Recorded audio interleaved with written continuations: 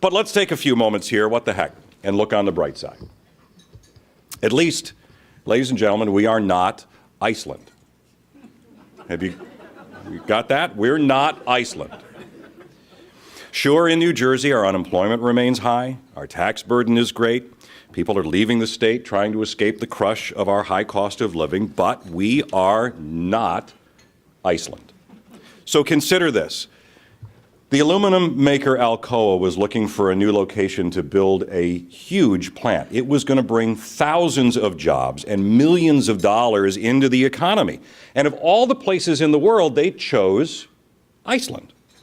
The site was purchased, construction was about to begin, but then the government stepped in, just as they were about to break ground. And they put a halt to the entire project because Alcoa had neglected to pay for a Hudjufólk impact study. Hudjufólk literally means hidden folk. Alcoa had not done due diligence to search for elves and dwarves or other manner of mystical creatures that may be living in the ground they were about to build on. More than half the population of Iceland does not deny the possible existence of elves. Google it. So what was Alcoa to do? They couldn't publicly admit that they believed in elves. They would be a global laughingstock. Nor could they avoid paying what's known as the elf tax, or they couldn't move forward. So here is the bright side.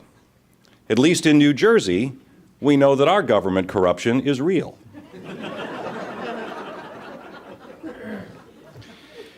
It is all about perspective, right?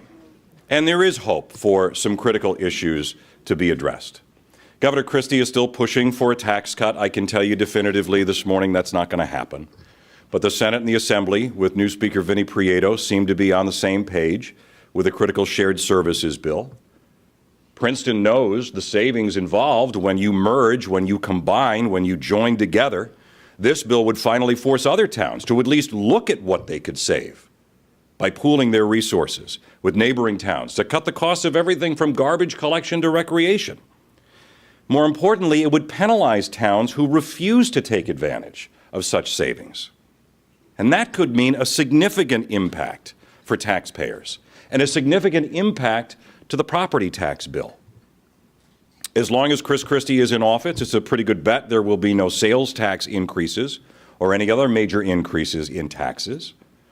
But it's also a pretty good bet as we meet here today that most, if not all, of that spirit of bipartisanship we saw during the governor's first term is going to return. That's out the window. The current scandal doesn't help. The opposition smells blood in the water. And ladies and gentlemen, that is unfortunate. Not unfortunate for Chris Christie. It's unfortunate for us. It's unfortunate because the entire focus in Trenton right now is driven by politics and not public interest. The focus now is on a hypothetical election that is still 2 years away, and a scandal that may simply be politics as usual, except this time somebody got caught. One of the things that we pride ourselves on at New Jersey 101.5 is our commitment to having the debate, to engaging you, to engaging the public in conversation, providing as much information as possible to our listeners, to our consumers. We want you to be informed. We want you to make informed decisions about the issues that affect your lives on a daily basis. We want your voice to be heard.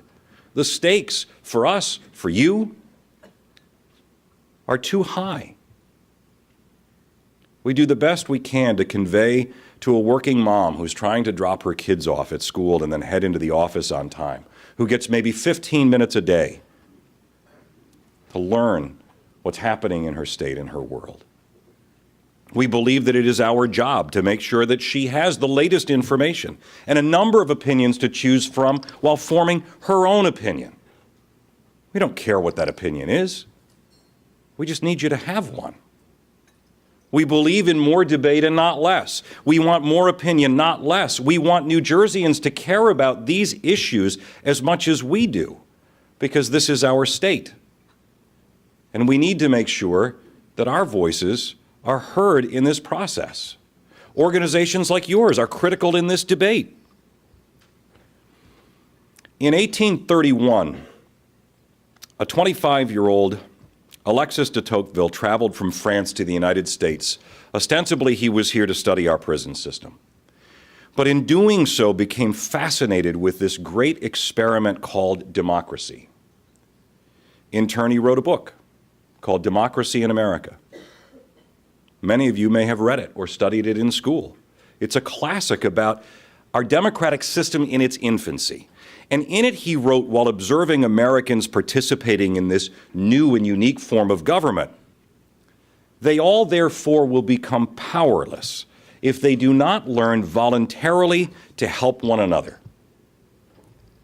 And my friends, we will fail as a state if we don't learn to voluntarily help one another, to work together, to resolve our problems through compromise and negotiation and not incendiary rhetoric.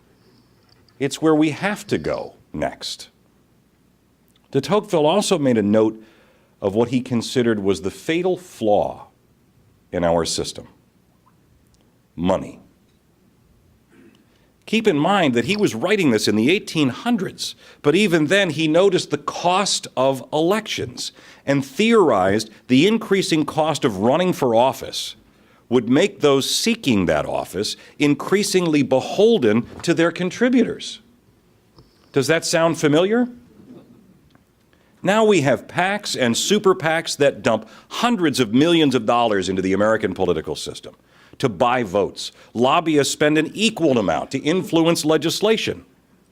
Even those entering the political world with the best of intentions quickly learn, I better follow the money. A New Jersey assemblyman is paid barely $50,000 a year. Yet a candidate for that office could easily spend $1 million to get that job. You're all business people. Where's the return on investment? Is there an easy solution? Not that I've found in 25 years. Unfortunately, the din of rhetoric and the power of the money continues to drown out the voice of the common man. But at meetings like this one, and wherever people choose to gather, we must continue to demand that our voices are heard. We have to be louder. Let your voice be heard. Thank you for listening to mine and for being a great audience. And I'm happy to entertain any questions or comments you may have.